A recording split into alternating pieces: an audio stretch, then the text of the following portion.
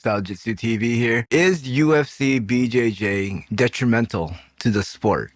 I want to say yes, they are. Now, today's date is December 2nd, 2025. We're going to head over to the UFC BJJ landing page. Again, it's December 2nd. They are advertising a fight that happened 2 months ago. How unprofessional is this? Now, we click on the fight card, and it goes directly to the fight that happens on Thursday, October 2nd. Now, I know there's a lot of big fights coming up on December 11th with the Tackett Bros defending their belts. Raquel Canuto, Lucas Pinheiro is also fighting. It's actually a pretty decent looking fight card, but I went to the website. I can't find a single thing about this. And this is after Claudia said to Kennedy that they wanted more fast-paced action and he's not really fit for the card. You want to know what is fit for the card? Mikey Musumeci. I've always said this from the get. Mikey doesn't have autism. He has BPD, borderline personality disorder. Now, you look up the symptoms. If you've ever dated anyone or known anyone with it, you'll start to see a lot of the overlaps. In fact, a couple people messaged me and told me that I'm absolutely correct on this. I really feel like BJJ has taken a downturn in the whole playing up the fights. Back in the day, people were talking trash between schools. CJI2, Craig paved the way. He laid out the groundwork. He said, follow my lead, talk trash. None of the teams talk trash to any of the other teams about how they're going to win. Now, I think Mikey Musumeci is kind of a detriment to the sport of jiu-jitsu. He's kind of taken away the whole trash talking element with his outbursts of bullying and crying about things. Now, if you don't remember, when he and Gio were to fight, he cried about a lot of things, about how he didn't want to be his friend, how Gio didn't deserve his black belt because of the way he conducted himself online. Let's go ahead and revisit that, shall we? What happened during the match and before the match, Gio kept making stabs at me, and it was cool. I understand why he was doing it, but I eventually got to me during the match when in the beginning, when we did mercy grips, he bent my finger and my finger's all like messed up from that match. So that pissed me off because that was like really dirty of him. He didn't shake my hand in the beginning, cool. I laughed. Then when he did the mercy thing, he kind of really messed up my finger. And then during the match, he just kept taunting me, And before the match, he was like saying crap to me, like, you never fought a real no-gi opponent. He brought up something about Kaio to me. He never fought a no-gi opponent is the type of trash talk that got into this guy's head. Apparently, that's bullying. I feel like that's just typical WWE type of trash talk. You never fought a real no-gi opponent like me. You're not ready for this. And later in the interview, I guess I come from gi jiu-jitsu, so like I'm from a different element. Like that stuff wouldn't fly in like gi jiu-jitsu. Maybe in no-gi that's more acceptable, and I guess I just overreacted just at the moment. The trash talk was in fact accurate, and it's nothing but trash talk. That fight was actually one of the more interesting fights because there was all that bad blood between these two fighters. Gave you a reason to watch it. He can set whatever example he wants. I'm setting my example, This is the example he's setting today.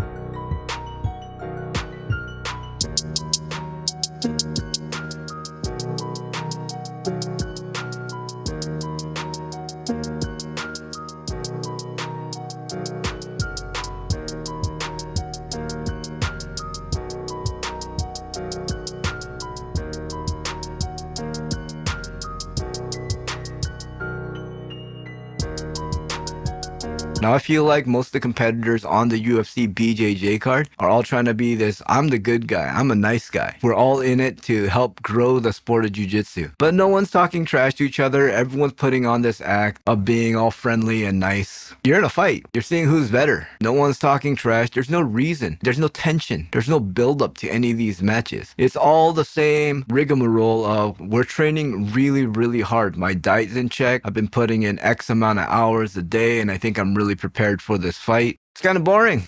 Everyone thinks that they're going to get cut being a little bit toxic, but I mean, look at John Jones, look at Conor McGregor just running their mouth. In fact, most of press conferences, them talking trash is what clips, and that's what gives people a reason to watch the fight. And I feel like Mikey Musumeci crying about bullying has hurt the sport. But everyone talking crap, oh, you couldn't beat him, there's no way, he's a division heavier than you. I just submitted him easy as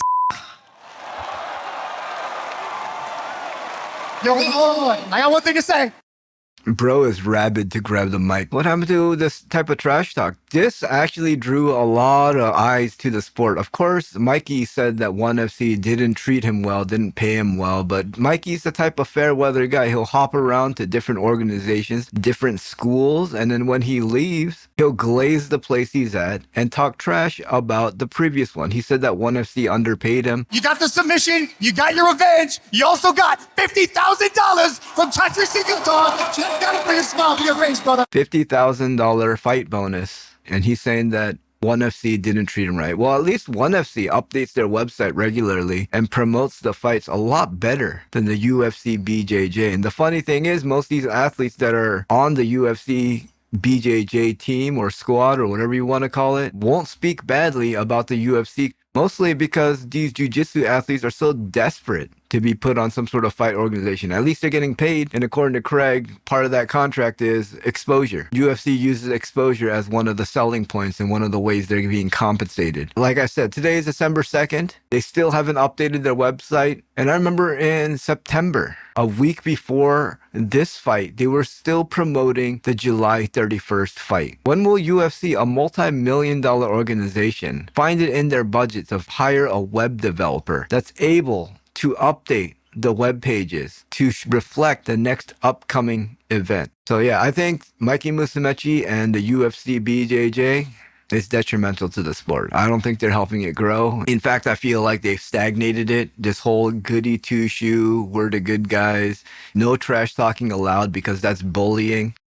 It seems like the old school competitors have no problem with this trash talk going back and forth. It gives you a reason to watch this fight. Now, here's a clip with Zonder talking about his upcoming match for, I think, who's number 131? And it's against Ferris. But here, we're going to go ahead and check out the clip. That this guy has already had in his captions, oh, Shanji, he's been letting his career go on too long. That's his big mistake. I'm about to be the legend slayer. The response is going to be when I choke him. I let him talk. It's okay. It's his thing. My thing is to smash him in the mat. What gets me concerned is it's harsh on top of me. It's Braulio wants to get my neck.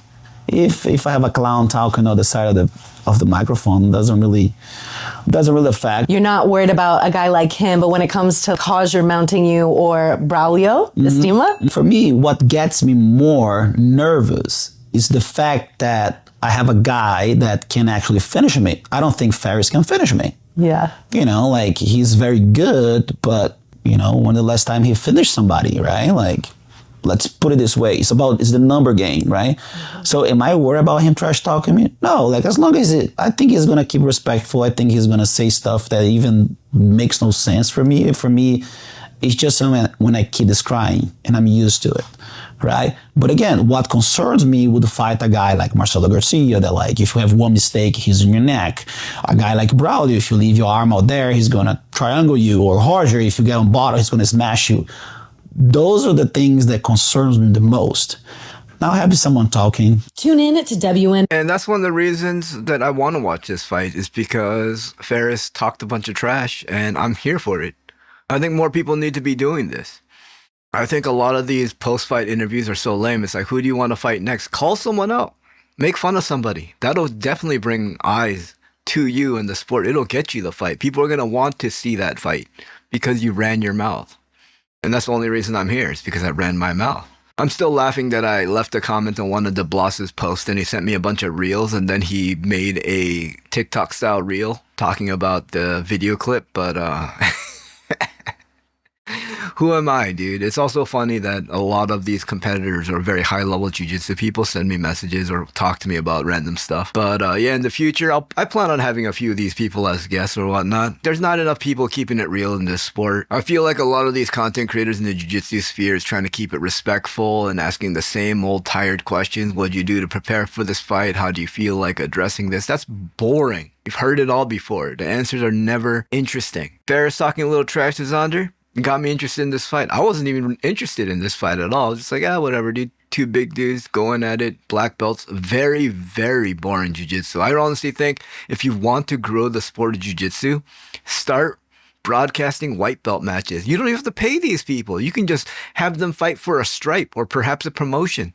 they'll fight for free. On top of that, it'll draw in the mainstream people that don't even train watching these fights thinking, oh, I can definitely do that. I'll get out of that. But it's a lot more entertaining. I actually had a conversation with some people, some high-level jiu-jitsu people, saying that when they had in-house tournaments, more people were amped up, hooting and hollering for the white belt matches than they were for the purple, browns, and black belts. So what does that say about making this sport palatable to the regular, everyday person? And that's how you're going to grow the sport, by having an interesting story to tell, whether that be trash talk, having some beef, some tension. The game is now vegan, and that's tiresome. It's boring. Give us some steak, give us some chicken, give us some ribs. That's what the people want. That's it for this episode. If you liked it, like, comment, subscribe. If you hated it, leave a comment down below as to why you disliked it. But yeah, I'll see you in the next one.